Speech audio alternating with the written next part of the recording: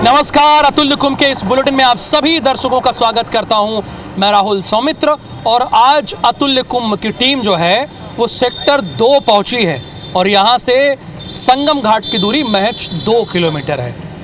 भीड़ तो लगातार आ ही रही है, लेकिन सबसे पहले आपको हम बताना चाहेंगे ये 2025 का महाकुंभ है, जहां पर रोज़ाना औसतन 1.25 करोड़ लोग स्नान कर रहे हैं। बहुत बड़ी संख्या है, लेकिन श्रद्धालुओं की भीड़ टूटी पड़ी आ रही है।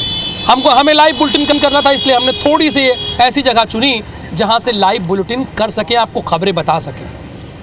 अच्छा, ये 2025 का महाकुंभ है, लेकिन सोचिए अगर हम 2037 के कुंभ की बात करें तो अभी तो 6 दिन बचा हुआ है, तो कैसा होगा फ्यूचर का कुंभ, वो आपको पहली अपनी रिपोर्ट में दिखाते हैं।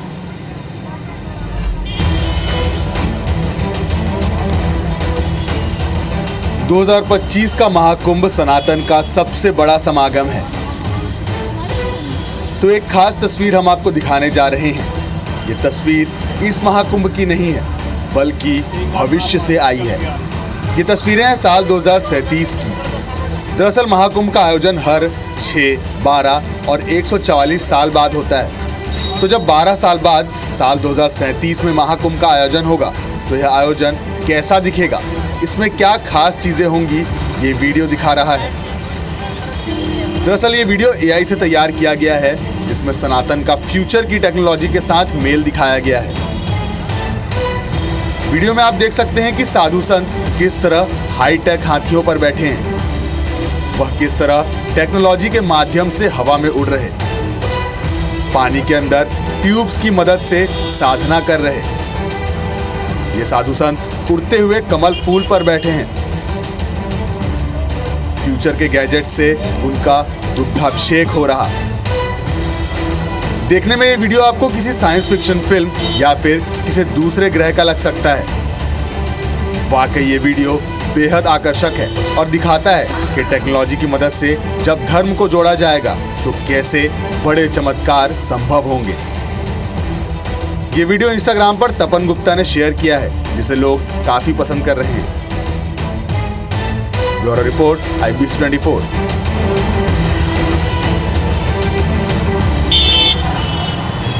भारत और बांग्लादेश का मुकाबला चल रहा है, यानी चैंपियंस ट्रॉफी हो रही है। इधर प्रयागराज एयरपोर्ट जो है सेंचुरी पर सेंचुरी मार रहा है। पहले विमान की सेंचुरी उसने पूरी की और अब चार्टर्ड प्लेन की भी सेंचुरी प्रयागराज एयरपोर्ट ने मार दी है, यानी 100 से ज़्यादा विमान रोज आ रहे हैं और चार्टर्ड प्लेनों की संख्या भी 100 से ज़्यादा हो गई है। इसी पर आधारित हमने एक रिपोर्ट तैयार की है, ज़रूर देखिए आप।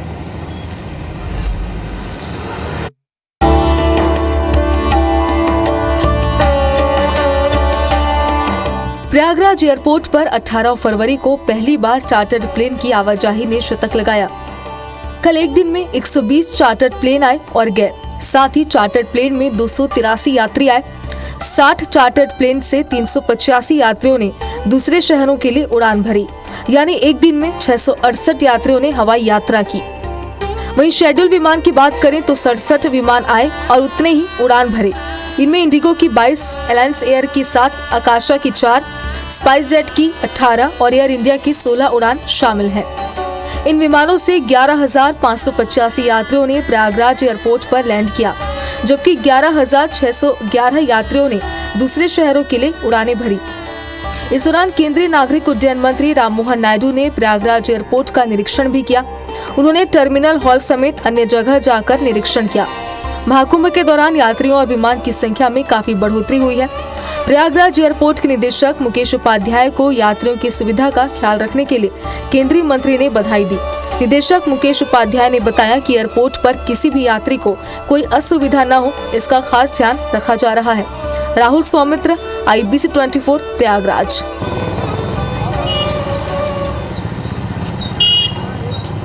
तो देखा आपने किस तरह से प्रयागराज एयरपोर्ट लगातार सेंचुरी पर सेंचुरी मार रहा है अब चूंकि वहाँ भी भीड़ बढ़ रही है श्रद्धालुओं की, हालांकि किराया जो है वो आसमान छू रहा है, लेकिन फिर भी श्रद्धालु आ रहे हैं। देखिए, अभी भी स्थिति ये है कि लोग 1.25 करोड़ लोग आसपास रोज़ स्नान कर रहे हैं। ऐसे में ट्रैफिक व्यवस्था को चुस्त दुरुस्त रखने के लिए पुलिस और प्रशासन 10 से 12 किलोमीटर पहले ट्रेनों को रोक दे रहा है, माफ़ कीजिएगा, बस को या फिर कार को रोक दे रहा है। ट्रेन तो अपनी जगह पे ही रुकेंगी।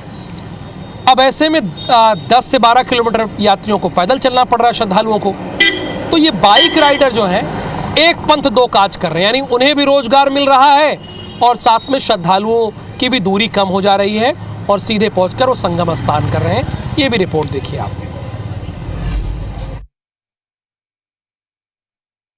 बाइकर्स हो तुम? जी, मतलब बाइक से लोगों को संगम लेकर आते हो? हाँ, लोगों का भला कर रहे हैं, अपना भी, अपना ही भला करे, लोगों का भी। क्या करते थे यहाँ पे? यहाँ पर चूड़ी बैंगल्स बेचते थे। तो आप क्यों ये काम कर रहे हो? मना कर दिया पुलिस वाले ने, नहीं बेचने दिया। अच्छा, तो बाइकर्स वाला काम कर। हाँ, तो कितने लोगों को ला पाते हो यहाँ से? जितना लोग आ जाए। अच्छा, पैसा कितना लेते हो? जितना मिल जाए, तकदीर से ज्यादा कुछ थोड़ी कमा पाएंगे हम। तो दिन भर में कितने लोगों को ला पाते हो यहाँ तक? ज़्यादा नहीं, 2-3 घंटा काम करते हैं। 2-3 घंटा काम करते हो और कितना लगभग मिल जाता होगा? मिल जाता है 500-600 रुपये। 500-600 मिल जाता है। लोगों को छोड़ते हो, ये खुशी की बात है। हाँ, ज़्यादा नहीं लेते हैं, कम ही लेते हैं। जैसे यहाँ से 5-6 किलोमीटर हुआ तो कोई 100 दे दिया, कोई 50 दे दिया। मेला का संगम पे छोड़ते हैं, तब ले जाते हैं। तो कहाँ से लोगों को ले आते हो? जहाँ से मिल जाते हैं, जैसे पार्किंग है ना, शिव पार्किंग है, कान्हा पार्किंग है और सरस्वती गेट है, वहाँ से ले आते हैं। वहाँ का 100 देते हैं, लोग का 100 देते हैं, ऐसे ढोते हैं। कितने श्रद्धालुओं को संगम ला पाते हो? चूँकि श्रद्धालु आ नहीं पा रहे हैं, तो कितने श्रद्धालुओं को यहाँ ला पाते हो? लगभग 10 से 20 लोग। 10 से 20 लोगों को ला रहे हैं जी। यानी 2 राउंड करते होगे ना? हाँ, जाना। हाँ। तो लगभग तुमको दिन में कितना बच जाता है? दिन में लगभग इस समय 1500-2000 तक डेली। हाँ, बच जा रहा है। और खुशी किस बात की है? संगम स्नान कराते हो कि पैसे की खुशी? नहीं सर, दोनों की खुशी है। अच्छा, दोनों की खुशी है? जी सर। कि पैसा भी मिल रहा है रोज और संगम लोगों का स्नान भी करा रहे हैं। हाँ, पुण्य का काम भी हो रहा पुण्य है। का काम तो है जी सर। इसमें कोई दो राय नहीं है। तो कब से ये काम पकड़े हो? अभी तो हम मोनी वर्षा के बाद से हैं। तो देखा, ये कह रहे हैं कि दोनों काम हो रहा है, यानी पैसा भी मिल रहा है, लोगों को संगम स्नान भी करा रहे हैं।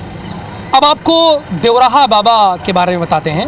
हालांकि महाकुंभ में ज़्यादातर साधु संत चले गए हैं, लेकिन देवराहा बाबा को भला कौन नहीं जानता है। उनकी ख्याति तो देश ही नहीं पूरे विश्व में थी। उस वक्त अटल बिहारी वाजपेयी, इंदिरा गांधी, जवाहरलाल नेहरू जैसे तमाम बड़ी नामचीन हस्तियां उनके शिष्य हुआ करते थे। देवराहा बाबा जैसे रहा करते थे, वैसा ही मचान यहाँ सेक्टर 18 में बनाया गया है, जो हम आपको तस्वीरें दिखा रहे हैं। देवराहा बाबा के बारे में मान्यता ये भी है कि वो 900 वर्षों तक जीवित रहे थे। महाकुंभ में देवराहा बाबा का शिविर सेक्टर 18 में है। जैसे बाबा सरयू नदी के किनारे आश्रम की लकड़ी के एक मचान पर बैठा करते थे, ठीक यहाँ भी वैसा ही मचान बनाया गया है। बाबा के भक्तों का मानना है कि देवराहा बाबा आज भी हैं। देवराहा बाबा कितने वर्ष तक जिए, राम मंदिर को लेकर उन्होंने कौन सी भविष्यवाणी की थी जो सच साबित हुई, क्या महाकुंभ में राजनीति हो रही है, ये सब बता रहे हैं देवराहा बाबा के सबसे प्रिय शिष्यों में गिने जाने वाले देवदास महाराज। भारत देश साधु संतों का देश कहा जाता है और इसी देश में, भारत में एक ऐसे बाबा थे जो दिव्य संत थे, बल्कि अभी भी हैं। ये मान्यता है, कहा ही जाता है कि वो 900 साल तक जीवित रहे। देवराहा बाबा के आज हम कैंप में पहुंचे हैं, जो महाकुंभ परिक्षेत्र के सेक्टर 18 में स्थित है। और जैसे देवराहा बाबा रहा करते थे, उनके बारे में आप जानते हैं, उनकी महिमा से हर कोई वाकिफ है। उसी तरह से यहाँ पर ये मचान बनाया गया है। 9 बल्लियों से ये मचान बनाया गया है। महाकुंभ से लगभग सभी साधु संत चले गए हैं और सिर्फ श्रद्धालु आ रहे हैं जो स्नान करने के लिए।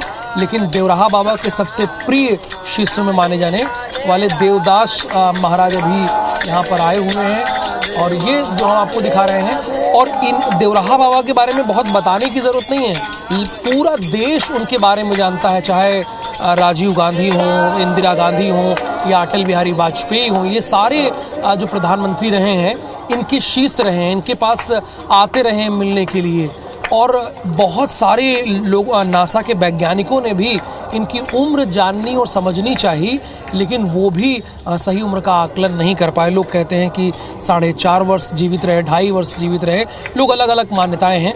देखिए ये लिख रहे हैं, जब अन्य किसी से मिलना बाकी ना रहे तब भगवान मिलते हैं। ये देवराहा बाबा की कोट है, इसे यहाँ पर लिखा गया है। और देवराहा बाबा के सबसे परम शिष्यों में हमारे साथ देवदास बाबा हैं।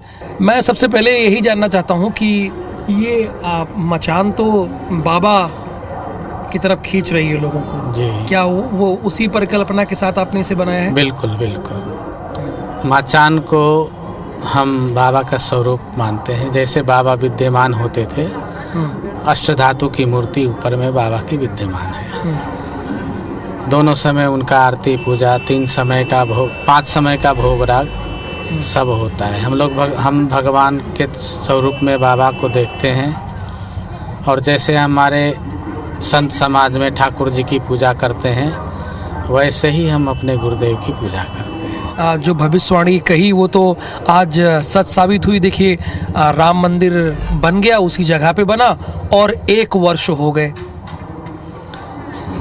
ये बात बाबा ने हमारे सामने श्रीश चंद्र दीक्षित और बहुत सारे संत और विश्व हिंदू परिषद के लोग थे, उनके सामने बाबा ने बोला कि बच्चा राम मंदिर का निर्माण होगा और बच्चा हिंदू, मुसलमान, सिख, ईसाई, पारसी सब मिल कर के बनाएंगे। जिस दिन सुप्रीम कोर्ट का निर्णय आया, उस दिन बाबा के एक परम भक्त जो चीफ जस्टिस रहे सुप्रीम कोर्ट में, तो उनके जानने वाले हैं, उन्होंने हमें फ़ोन किया, बोले महाराज जी। हमने कहा हाँ जी बताएं। उन्होंने बोला निर्णय आ गया, राम मंदिर का निर्माण होगा। कैमरामैन नंदन सिंह पवार के साथ राहुल सौमित्र, IBC 24, प्रयागराज महाकुंभ परिक्षेत्र। देखिए अब तक 57 करोड़ श्रद्धालुओं ने आस्था की डुबकी महाकुंभ परिक्षेत्र में लगा लिए, संगम में स्नान कर लिया है, गंगा में स्नान कर लिया है।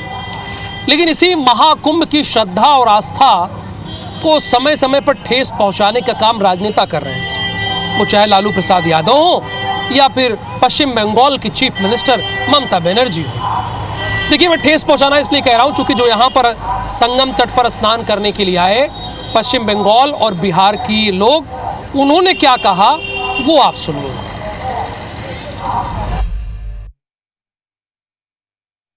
आस्था की जो ये रेला चला आ रहा है, आस्था का सबसे बड़ा समागम यहाँ प्रयागराज में लगा हुआ है, वो लगातार कंटिन्यू जारी है। भीड़ थमने का नाम ही नहीं ले रहे, लोग हेलो हाय कर कर गुजरते जा रहे हैं। इसके पहले लोगों ने यहाँ के जल पर सवाल उठाया। कुछ लोग हमारे साथ मौजूद हैं। जब ये आप लोग सुनते हैं कि लोग कहते हैं कि भाई गंगा का जल स्नान करने लायक नहीं, तो आप उन लोगों को आप क्या कहेंगे?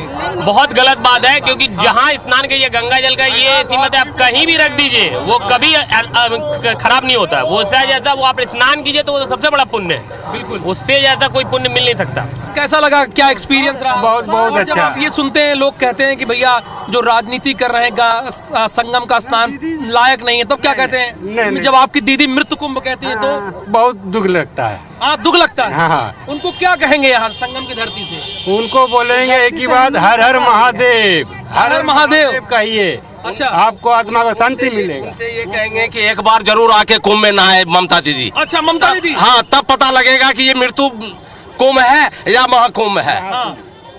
ये 144 साल के बाद आया है ये कुंभ। हाँ। और ये हमारे लिए सौभाग्य की बात है। तो आप वहीं के रहने वाले हैं? नहीं, हम उसके पड़ोसी राज्य बिहार से रहने वाले हैं। अच्छा, बिहार से। और हमारे यहाँ एक लालू जी भी हैं। हाँ। वो भी कहते हैं फालतू। हाँ। जब वो की सावन में वो मीट बना के खाते हैं, तो वो क्या हिंदू के बारे में बात करेंगे, क्या सनातन के बारे में बात करेंगे? क्या करेंगे वो? सही बात। अगर कुछ किसी को देखना है कि सनातन क्या चीज है, तो इस पावन धरती पर आवे। हाँ। और इस पावन धरती पर आकर देखे कि सनातन है क्या चीज, सनातन क्या संदेश देता है। तो क्या संदेश देता है सर? हम ये संदेश देते हैं कि हम लोग एक हैं और सर्वधर्म सभी का सम्मान करते हैं, लेकिन मेरा सनातन सबसे ऊपर है। आपकी मुख्यमंत्री तो कुछ और कह रही हैं। अब क्या बोले, उसका समझ जितना रहेगा उतना ही ना बोलेगा वो। तो उसका समझ नहीं है? नहीं, बिल्कुल नहीं है। इससे पहले भी वो हिंदू विरोधी बयान देते रही है। हाँ। अच्छा, तो आपका क्या कहना है? मेरा कहना बहुत बढ़िया व्यवस्था है, जितना सरकार से हो सका वो कोशिश किया है और हुआ भी है। देखिए, आपके यहाँ जो नेता हैं वो तो कुछ और कहते हैं, और लेकिन आप लोग आ रहे हैं। नहीं, हम लोग तो बहुत अच्छा लग रहा है यहाँ पर। नेता कुछ भी बोले, लेकिन मेरे को तो अच्छा लगा भाई। उनके समझ में ही नहीं आता ये सब। समझ में नहीं आता? नहीं। अगर समझ में आता तो जाकर के ऐसा बोलता ही नहीं वो। हमने कहा कि जो संगम तट पर स्नान करने लोग आ रहे हैं, उनका अभी क्या कहना है? लोगों में श्रद्धा जबरदस्त भरी हुई है, और साथ ही साथ जो बार बार भ्रांतियां फैलाई जा रही, बातें कही जा रही हैं राजनेताओं के द्वारा, इसी जनता ने उन्हें सबक देने का भी काम किया है। कैमरामैन नंदन सिंह पवार के साथ राहुल सौमित्र, IBC 24 प्रयागराज। अतुल्य कुंभ के इस बुलेटिन में फिलहाल के लिए इतना ही, लेकिन आप बने रहिए IBC 24 के साथ। मुझे और मेरी पूरी टीम को दीजिए अनुमति। नमस्कार।